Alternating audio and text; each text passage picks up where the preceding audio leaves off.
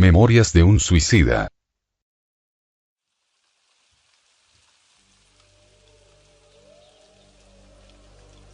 Primera parte.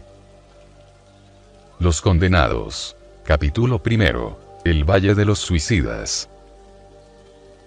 En el mes de enero de 1891, me encontraba aprisionado en la región del mundo invisible cuyo desolador panorama estaba compuesto por valles profundos, presidido por las sombras, gargantas sinuosas y cavernas siniestras, en el interior de las cuales aullaban, como demonios enfurecidos, espíritus que habían sido hombres, enloquecidos por la intensidad y el espanto, verdaderamente inconcebibles, de los sufrimientos que les martirizaban. En ese paraje aflictivo la vista torturada del forzado no podía distinguir siquiera la dulce imagen de un bosquecillo que testificase sus horas de desesperación. Tampoco paisajes reconfortantes, que pudiesen distraerle de la contemplación de esas gargantas donde no penetraba otra forma de vida que no fuese la traducida por el supremo horror. El suelo, cubierto de materias ennegrecidas y fétidas, recordando el hollín, era inmundo, pastoso, resbaladizo, repugnante. El aire pesadísimo, asfixiante, helado, oscurecido por volcanes amenazadores como si eternas tempestades rugiesen alrededor. Y, al respirarlo, los espíritus allí encarcelados se sofocaban como si materias pulverizadas, más nocivas que la ceniza y la cal, invadiesen las vías respiratorias, martirizándoles con un suplicio inconcebible al cerebro humano habituado a las gloriosas claridades del sol dádiva celeste que diariamente bendice la tierra y las corrientes vivificadoras de los vientos sanos que tonifican la organización física de sus habitantes. No había entonces allí, como no habrá jamás, ni paz, ni consuelo, ni esperanza. Todo era miseria, asombro, desesperación y horror. Se podría decir en realidad que era la caverna tétrica de lo incomprensible e indescriptible, para un espíritu que sufriese el dolor de habitar en ella. El Valle de los Leprosos, lugar repulsivo de la antigua Jerusalén, de tan emocionantes tradiciones, y que en el orbe terráqueo evoca el último grado de la abyección y del sufrimiento humano, sería un lugar de consuelo y reposo comparado al sitio que intento describir. Por lo menos, allí existía solidaridad entre los leprosos. Los de sexo diferente llegaban hasta a amarse. Se hacían buenas amistades hermanándose en el seno del dolor y para suavizarle, creaban su sociedad, se divertían y hacían favores, dormían y soñaban que eran felices pero en el presidio que deseo daros a conocer nada de eso era posible, porque las lágrimas que allí se lloraban eran tan ardientes como para permitirse otras atenciones que no fuesen las derivadas de su misma intensidad. En el Valle de los Leprosos existía la magnitud compensatoria del sol para templar los corazones. Existía el aire fresco de las madrugadas con su rocío regenerador. El reo allí detenido podía contemplar el cielo azul, seguir, con la mirada enternecida, bandos de golondrinas o de palomas que pasaban revoloteando. Él soñaría, quién sabe, lleno de amargura, al poético clarear del plenilunio, enamorándose del suave centelleo de las estrellas que, allá en lo inalcanzable, saludaban a su desdicha, dándole consuelo en el aislamiento al que le forzaban las férreas leyes de la época, y, después, la primavera fecunda volvía, rejuvenecía las plantas para embalsamar con su perfume acariciador las corrientes de aire que la brisa diariamente tonificaba con otros tantos bálsamos generosos que traían en su seno amoroso, y todo eso era como una dádiva celestial para reconciliarle con Dios, dándole una tregua en la desgracia. Pero en la caverna donde padecí el martirio que me sorprendió más allá de la tumba, no había nada de eso. Aquí, era el dolor que nada consuela, la desgracia que ningún favor ameniza, la tragedia que ninguna idea tranquilizadora viene a rociar de esperanza. No hay cielo, no hay luz, no hay sol, no hay perfumes, no hay tregua, lo que hay es el llanto convulsivo e inconsolable de los condenados que nunca cesa. El terrorífico crujir de dientes de la advertencia del sabio maestro de Nazaret. La blasfemia premeditada del condenado al acusarse a cada nuevo ataque de la mente flagelada por los recuerdos penosos. La locura inalterable de conciencias azotadas por el latigazo infame de los remordimientos. Lo que sí hay es la rabia envenenada de aquel que ya no puede llorar, porque quedó exhausto bajo el exceso de las lágrimas. Lo que hay es la decepción, la sorpresa aterradora de aquel que se siente vivo a despecho de haberse arrojado en la muerte. Es la rebelión, la maldición, el insulto, el ulular de corazones que la repercusión monstruosa de la expiación transformó en fieras. Lo que hay es la conciencia en lucha, el alma ofendida por la imprudencia de las acciones cometidas, la mente revolucionada, las facultades espirituales envueltas en las tinieblas oriundas de sí mismas. Lo que hay es el crujir de dientes en las tinieblas exteriores de un presidio creado por el crimen, dedicado al martirio y consagrado a la corrección. Es el infierno, en la más hedionda y dramática exposición, porque, además, existen escenas repulsivas de animalidad y prácticas abyectas de los más sórdidos instintos, que no me atrevo a revelar a mis hermanos, los hombres. Quien allí queda temporalmente, como a mí me pasó, son grandes personajes del crimen. Es la escoria del mundo espiritual, grupos de suicidas que fluyen periódicamente a sus canales llevados por el torbellino de las desgracias en que se habían sumido, al despojarse de las fuerzas vitales que se encuentran, generalmente intactas, revistiendo sus periespíritus, por las secuencias sacrílegas del suicidio, y provenientes, preferentemente, de Portugal, España, Brasil y colonias portuguesas de África, infelices carentes del auxilio fortificante de la oración. Aquellos, imprudentes e inconsecuentes, que, hartos de la vida que no quisieron comprender, se aventuraron a lo desconocido, en busca del olvido, en los despeñaderos de la muerte. El más allá de la tumba está lejos de ser la abstracción que en la tierra se supone, o las regiones paradisíacas fáciles de conquistar con algunas pocas fórmulas inexpresivas. Es, antes que nada, simplemente la vida real, lo que encontramos al entrar en sus regiones es vida. Una vida intensa desarrollándose en modalidades infinitas de expresión, sabiamente dividida en continentes y grupos como la Tierra lo está en naciones y razas. Con organizaciones sociales y educativas modelo, que servirán de modelo para el progreso de la humanidad. Allí en lo invisible, más que en mundos planetarios, es donde las criaturas humanas toman su inspiración para los progresos que lentamente aplican en el orbe. No sé cómo serán los trabajos correccionales para suicidas en los demás núcleos o colonias espirituales destinadas a los mismos fines y que se desarrollan bajo cielos portugueses, españoles y otros. Solo sé que formé parte de un siniestro grupo detenido por causas naturales y lógicas, en ese paraje horrendo cuyo recuerdo todavía hoy repugna mi sensibilidad. Es bien posible que haya quien se ponga a discutir mordazmente la veracidad de lo que se expone en estas páginas.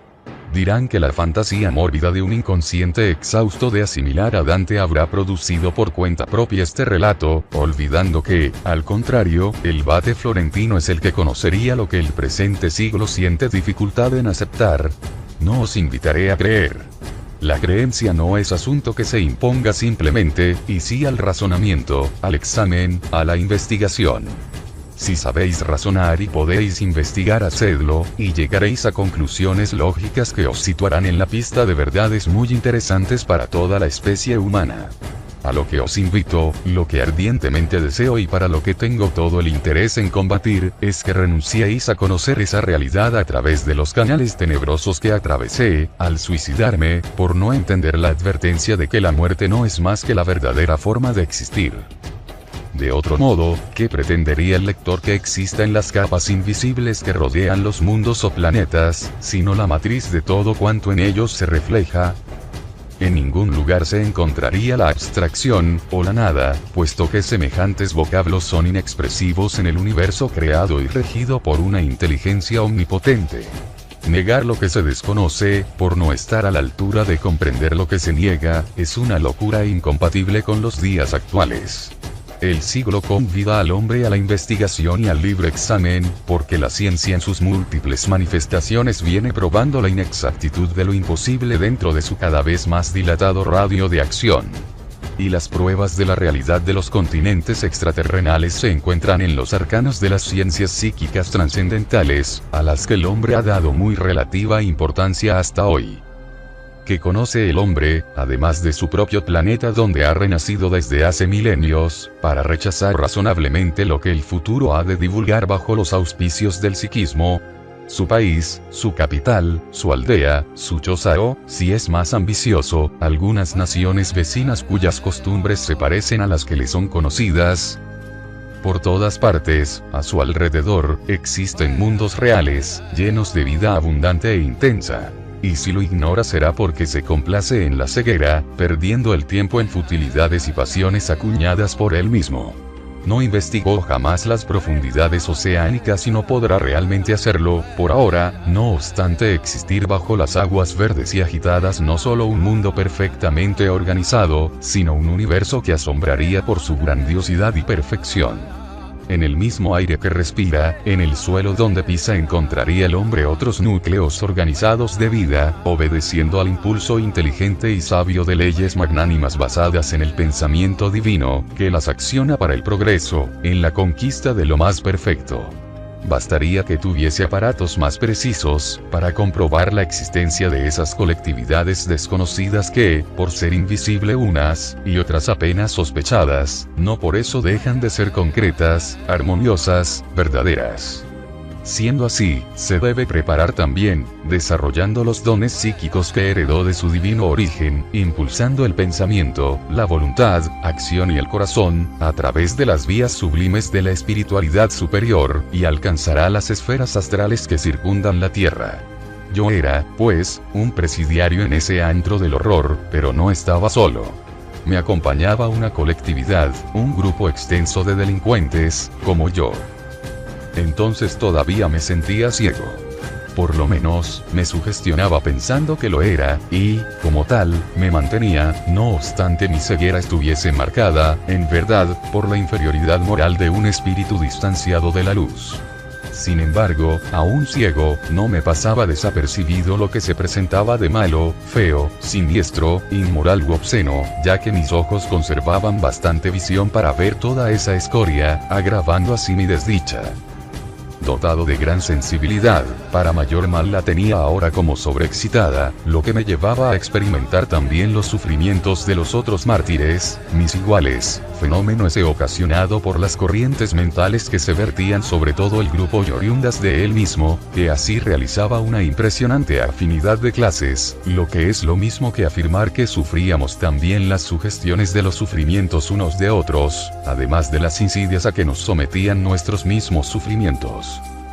Después de la muerte, antes que el espíritu se oriente gravitando hacia el verdadero hogar espiritual que le cabe, será siempre necesario la estancia en una antecámara, en una región cuya densidad y aflictivas configuraciones locales corresponderán a los estados vibratorios y mentales del recién desencarnado. Ahí se detendrá hasta que sea naturalmente desanimalizado, es decir, que se desprenda de los fluidos y fuerzas vitales de que están impregnados todos los cuerpos materiales. La estancia en ese umbral del más allá será temporal, aunque generalmente penosa.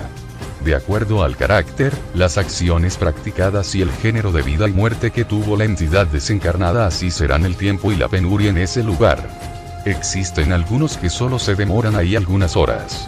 Otros llevarán meses, años consecutivos, volviendo a la reencarnación sin alcanzar la espiritualidad. Y tratándose de suicidas el caso asume proporciones especiales, dolorosas y complejas. Estos se demorarán ahí, generalmente, el tiempo que todavía les quedaba para concluir el compromiso de la existencia que prematuramente han cortado, trayendo grandes cargas de fuerzas vitales animalizadas, además del bagaje de las pasiones criminales y una desorganización mental, nerviosa y vibratoria completas. Es fácil entrever cuál será la situación de esos infelices para los que existe un solo bálsamo: la oración de las almas caritativas. Por muy larga que sea esa etapa, la reencarnación inmediata será la terapia indicada, aunque dolorosa, lo que será preferible a pasar muchos años en tan desgraciada situación, completándose así, entonces, el tiempo que faltaba para terminar la existencia cortada. A veces, se producían conflictos brutales en los lodazales donde se alineaban las cavernas que nos servían de domicilio. Invariablemente irritados, nos tirábamos unos contra otros por motivos insignificantes en luchas corporales violentas, en las cuales, tal como sucede en las bajas capas sociales terrenas, llevaría siempre la mejor parte aquel que mayor destreza y truculencia presentaba. Frecuentemente fui allí insultado, ridiculizado en mis sentimientos más queridos y delicados con chistes y sarcasmos que me llevaban a la rebeldía, apedreado y golpeado hasta que, excitado por una fobia idéntica, me arrojaba a represalias salvajes, rivalizando con los agresores y recreándome con ellos en el barro del mismo antro espiritual.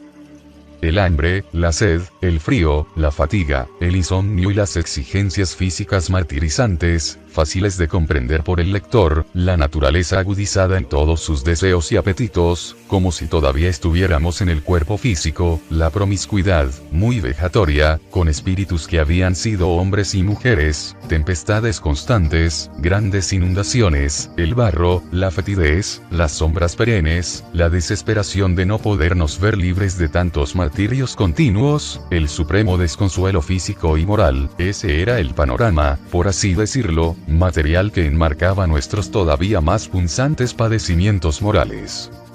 Ni soñar con lo bello entregarse a devaneos suavizantes o a recuerdos beneficiosos era concedido a aquel que tuviese capacidad para hacerlo. En aquel ambiente lleno de males el pensamiento yacía encarcelado en las fraguas que lo rodeaban, pudiendo solo emitir vibraciones que se afinasen al tono de la propia perfidia del lugar, y, envueltos en tan enloquecedores fuegos, no había nadie que pudiese alcanzar un instante de serenidad y de reflexión para acordarse de Dios y clamar por su paternal misericordia. No se podía orar porque la oración es un bien, un bálsamo, una tregua y una esperanza. Y a los desgraciados que se arrojaban en los torrentes del suicidio les era imposible alcanzar tan alto favor. No sabíamos cuándo era de día o de noche, porque sombras perennes rodeaban las horas que vivíamos. Perdimos la noción del tiempo. Solo había quedado una sensación de distancia y longevidad de lo que representaba el pasado, imaginando que estábamos unidos a ese calvario desde hacía siglos.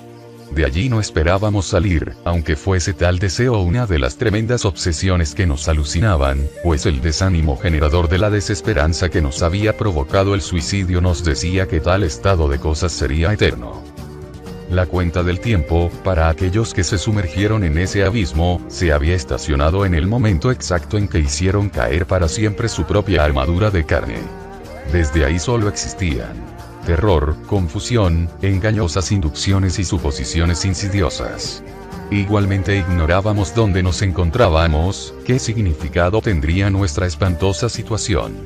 Intentábamos, afligidos, huir de ella, sin percibir que era patrimonio de nuestra propia mente en lucha, de nuestras vibraciones afectadas por mil maleficios indescriptibles. Intentábamos huir del lugar maldito para volver a nuestros hogares, y lo hacíamos precipitadamente, en dementes correrías de locos furiosos. Prisionero maldito, sin consuelo, sin paz, sin descanso en ningún lugar, mientras que corrientes irresistibles, como imanes poderosos, nos atraían de vuelta al sombrío tugurio, arrastrándonos confusamente a un tenebroso torbellino de nubes sofocantes y perturbadoras.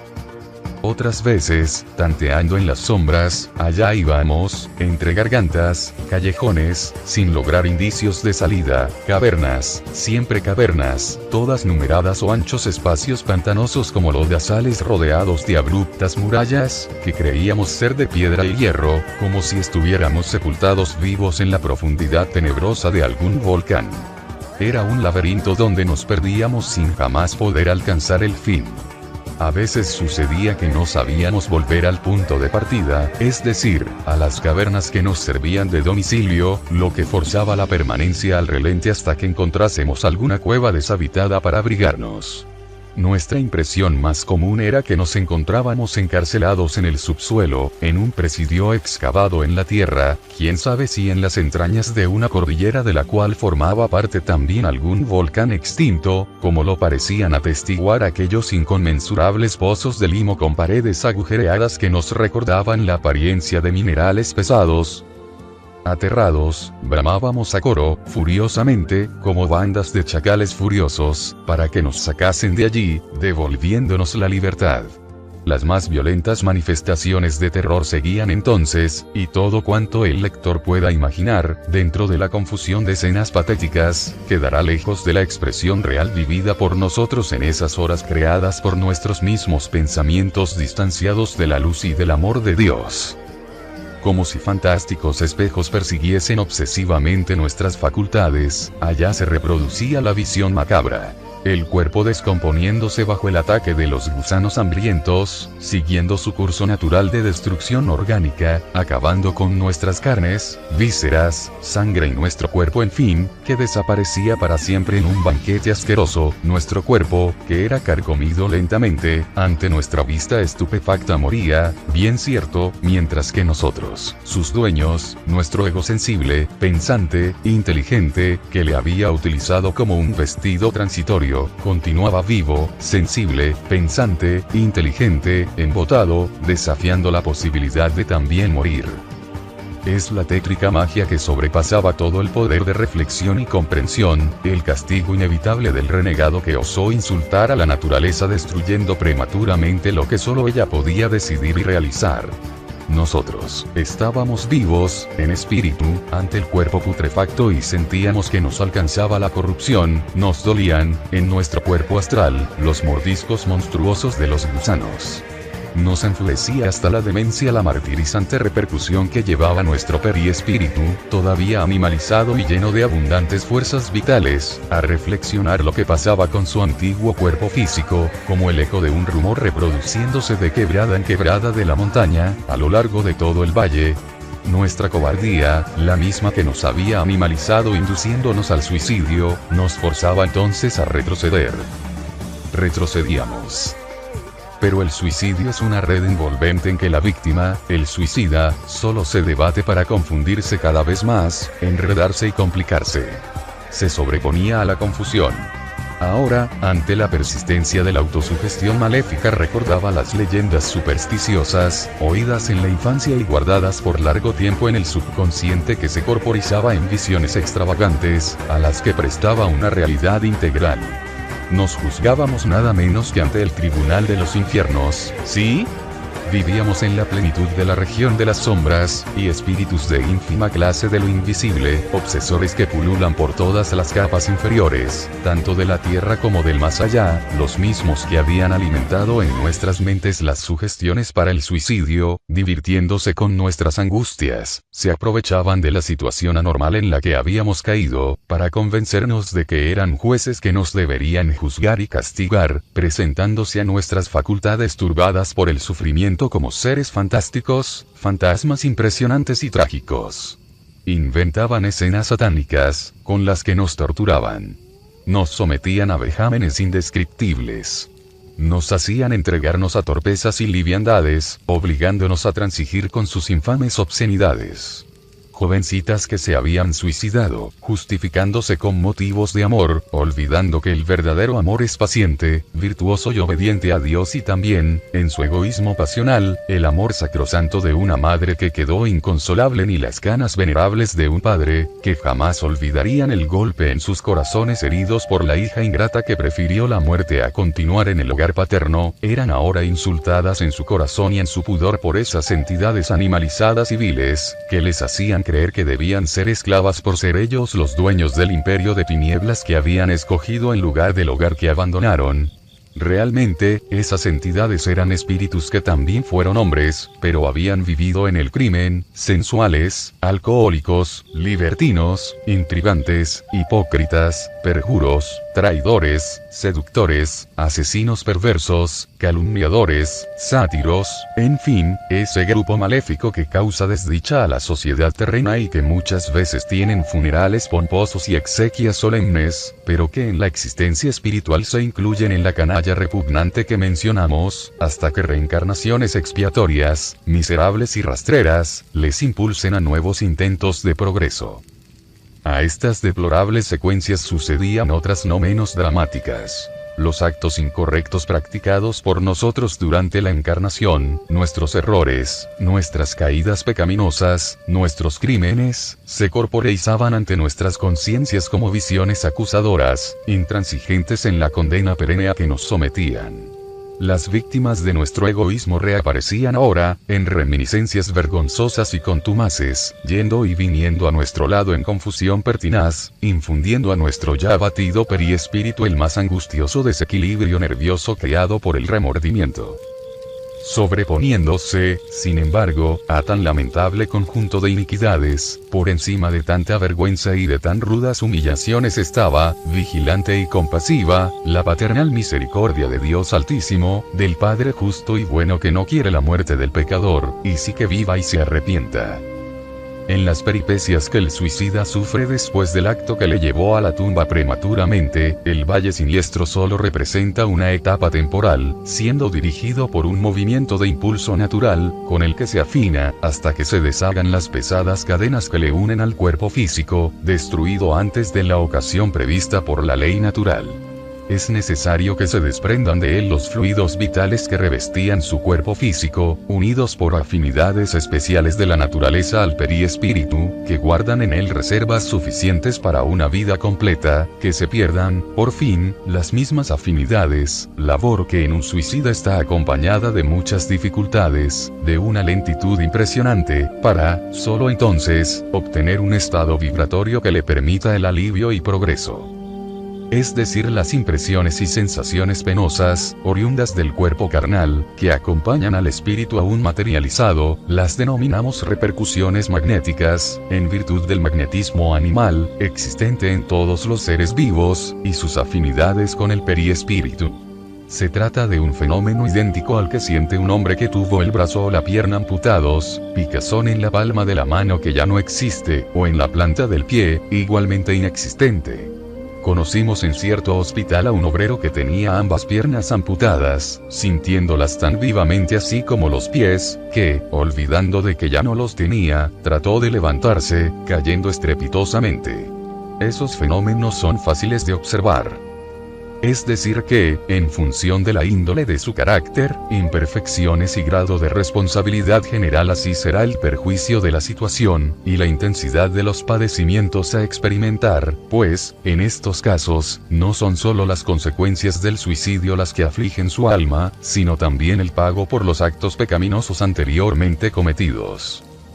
Periódicamente, una singular caravana visitaba ese antro de sombras. Era como la inspección de alguna asociación caritativa, una asistencia protectora de alguna institución humanitaria, cuyos abnegados fines no se podrían poner en duda. Venía a buscar a aquellos de nosotros cuyos fluidos vitales, aplacados por la desintegración completa de la materia, permitiesen su traslado a los niveles intermedios o de transición de lo invisible. Suponíamos que la caravana se componía de un grupo de hombres.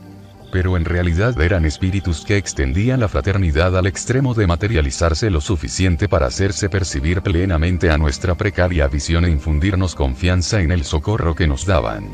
Vestidos de blanco, se presentaban caminando por los lodazales del valle, en columna de a uno rigurosamente disciplinada, y mirándoles atentamente, podíamos distinguir, a la altura de su pecho una pequeña cruz azul celeste, que parecía ser un emblema o un distintivo. También había damas que formaban parte de esa caravana.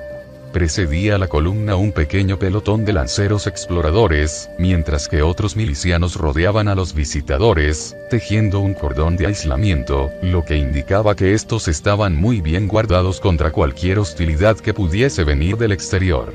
Con la diestra el comandante erguía una blanquísima banderola, en la que se leía, en caracteres azul celeste, esta extraordinaria leyenda, que tenía el don de infundir un invencible y singular temor. Legión de los siervos de María. Los lanceros, ostentando escudo y lanza, tenían la tez bronceada y vestían con sobriedad, recordando a guerreros egipcios de la antigüedad. Y, dirigiendo la expedición, se destacaba un varón respetable, que traía una bata blanca e insignias de médico además de la cruz ya citada.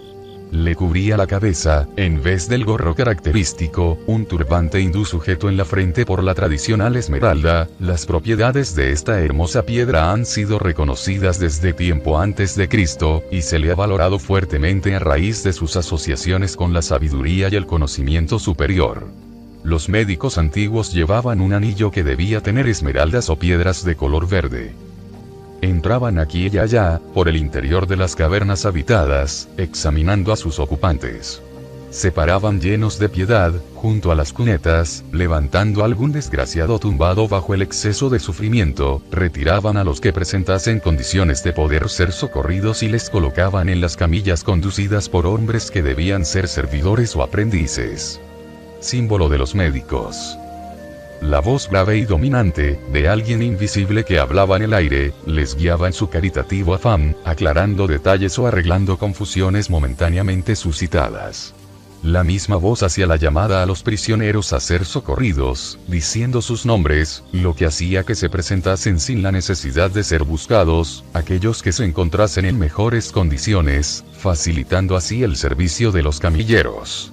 Hoy puedo decir que todas esas voces amigas y protectoras eran transmitidas a través de ondas delicadas y sensibles del éter, con la sublime ayuda de aparatos magnéticos mantenidos para fines humanitarios en determinados puntos de lo invisible, es decir, justamente en el lugar que nos recibiría al salir del valle. Pero entonces, no sabíamos este detalle y nos sentíamos muy confusos. Las camillas, transportadas cuidadosamente, eran resguardadas por el cordón de aislamiento ya citado y situadas en el interior de grandes vehículos o convoyes, que acompañaban la expedición. Esos convoyes, sin embargo, tenían un detalle interesante, digno de relatar. En vez de tener los vagones comunes de los trenes, como los que conocíamos parecían un medio de transporte primitivo, pues se componían de pequeñas diligencias atadas unas a las otras y rodeadas de persianas muy opacas, lo que impedía al pasajero ver los lugares por donde deberían transitar.